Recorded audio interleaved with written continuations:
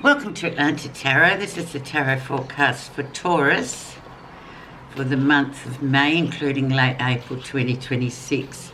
So happy birthday, Taurus. It's your birthday. I hope it's fantastic. You are in your first house, which is the house of your image, how you project yourself onto the world, all those kind of things about you and what you want to change, what you want to keep. But just about you and how you see yourself and your image. Please like, subscribe and comment to grow the channel. Thank you. And we have the Lovers. So the Lovers is a very interesting card. It's a major card. Belongs to the house of Gemini. So big decisions. Now this can be about relationships, obviously, because the Lovers. But it's also any big decision, basically commitment. So what are you going to commit to these 4 weeks? Very important. Let's put the spread out and see what the story is for the birthday folk.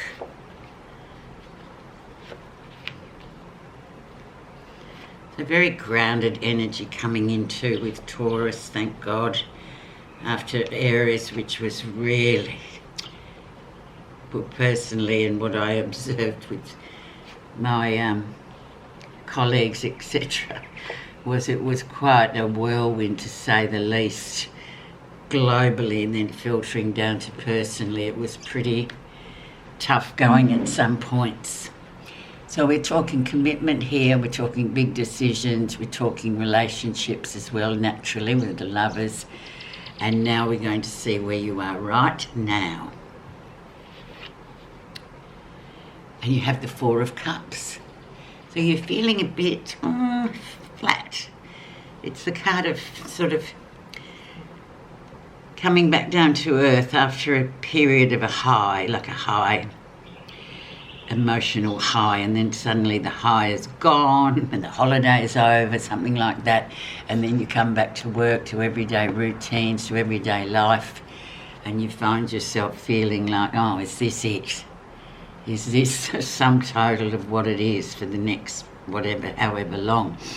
But never mind, when we get the 4 of Cups, it's a bit like happiness in a way. It's not what you want, it's what you've got. So be grateful for what you have here with the 4 of Cups coming in, to avoid any sort of stagnant thinking that, oh, well, you know, that was great, but now we find ourselves here. So let's see what's brought that on, Taurus. And the 7 of Swords.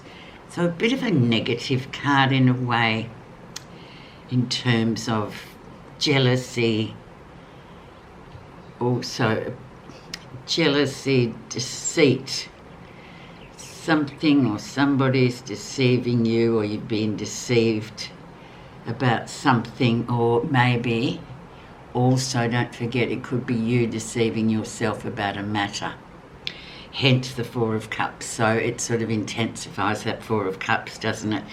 Because then you think, oh my God, you know, and I thought I had it in the bag, but no, it wasn't to be. That kind of energy where you just sort of feel a bit defeated and you have deceived yourself, or either or, someone has deceived you, especially with 4 of Cups, which is emotional.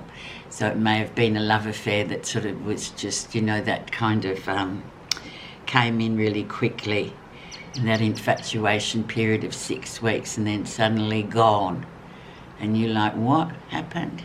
And it could well have been had deceit involved there. Maybe that person really wasn't free. Maybe it was a holiday romance, and you know, all those kinds of scenarios, just to let you into what this combination actually means, can mean, and especially yourself as well, like putting yourself in there and going, I've deceived myself.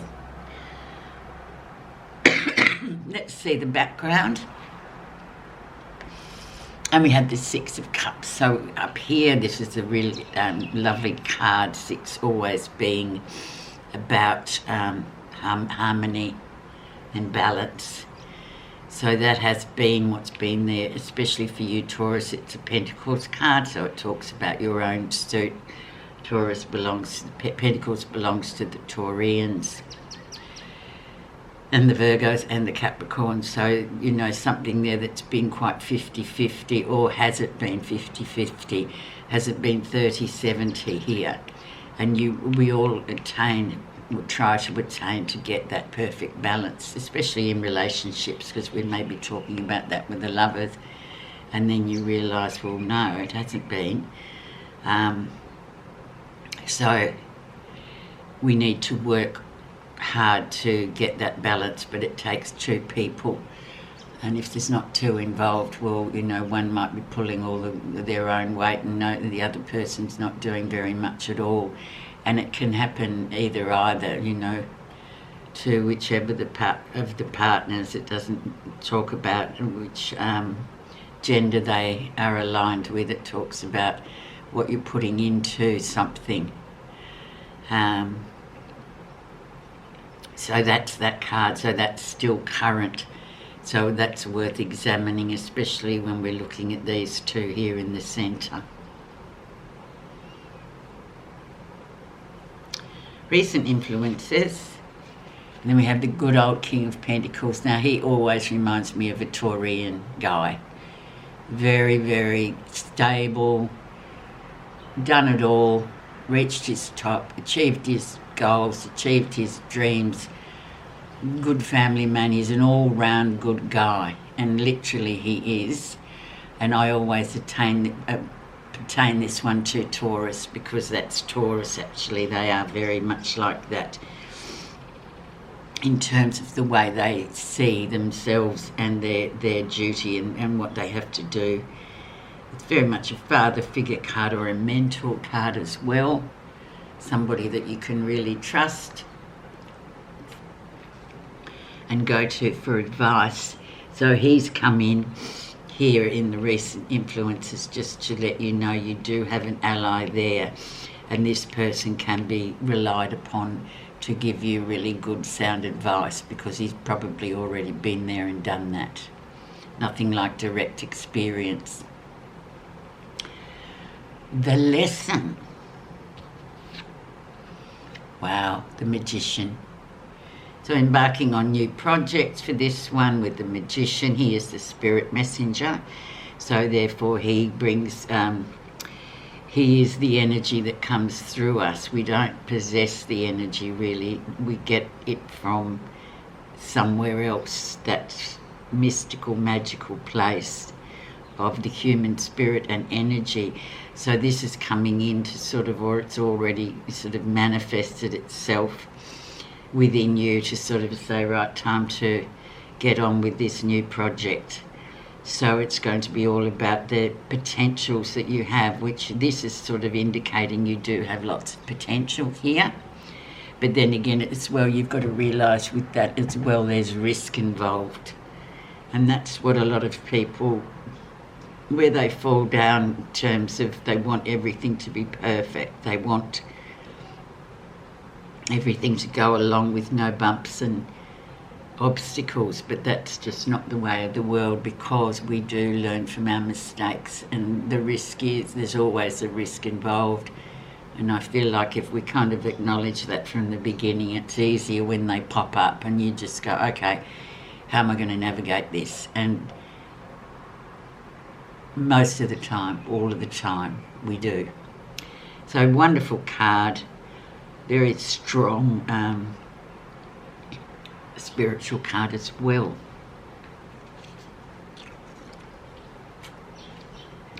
The near future. And we have the beautiful Ten of Cups. So there you go, you regain your sort of emotional happiness again, or your emotional, just emotional fulfillment, I would call this card, where you just feel like, okay, everything's going well. I've righted whatever was sort of going skew. If now it feels good, I feel better about myself emotionally. And this is when you can allow other people in, and things are a lot more, transactional, I would say, where things sort of just flow again, especially after this Four of Cups. So you've pretty much jumped into the 10 straight away, which is pretty good. So that self-fulfillment really, and that's all we have, to make ourselves happy or make ourselves content, and therein we can make others feel or let others in. Let's have a look down here and see what's happening that you're not realising. Yeah, there's been a bit of a blockage there, and there's still a bit of a blockage. It's not a major blockage. It's just a blockage whereby you are thinking, oh my God, why can't I make this decision? I feel stuck. I'm not moving. I don't dare move because I'm scared of where that's going to take me.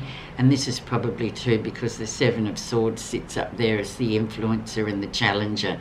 So it holds weight, where you're just sort of second guessing yourself a bit more in your own brain and your mind. And all you've got to do is to unlock that, is to just make the decision and move forward, and you'll find that it works. It really does once you make that decision. As I said earlier, it's only minor, but there is a blockage there. And maybe it's got to do with how you feel about your own self with this 10 of Cups.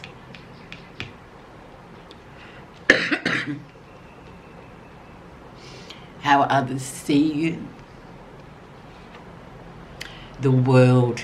So the end of a cycle, which is really good and corresponds really well with the Magician there, beginning of a new project or a new journey, whatever it may be for you individually. And this is symbolising, and other people are seeing this as the end of that cycle that's gone before. So now you're starting again, especially with the major arcana. So that's the major stuff. So we've got two big cards now symbolising an end here and a beginning here.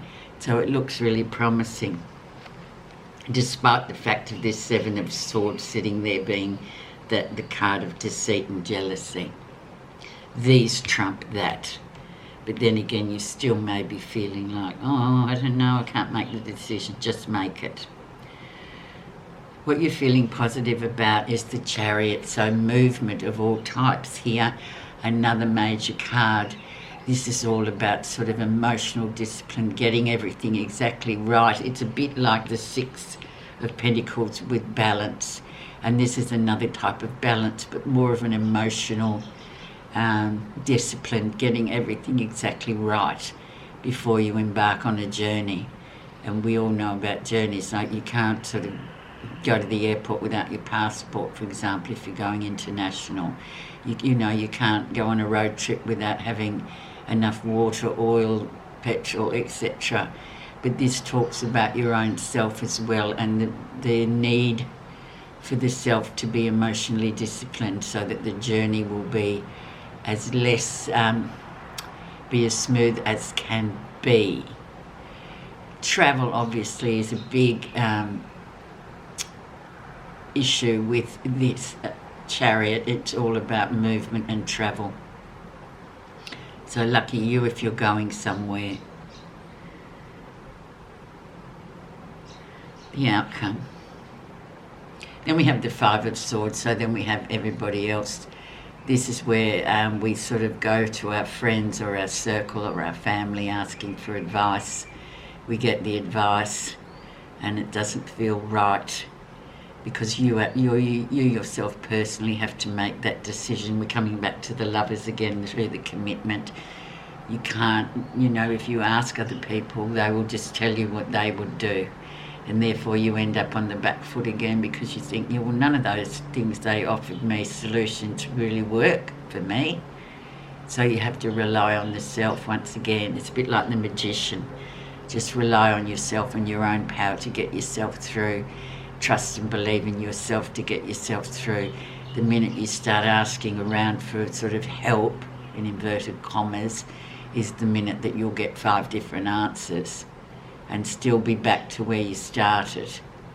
So that's a really nice card to remember as well when it comes up. That's what you have to do to solve that problem of being confused or, you know, conflict or anything to do with the mind where we've got to use logic and our brain power to do stuff. It's best to come from within rather than without, because without will just create more confusion. Thanks so much for listening. I hope you have a very happy birthday. Talk soon.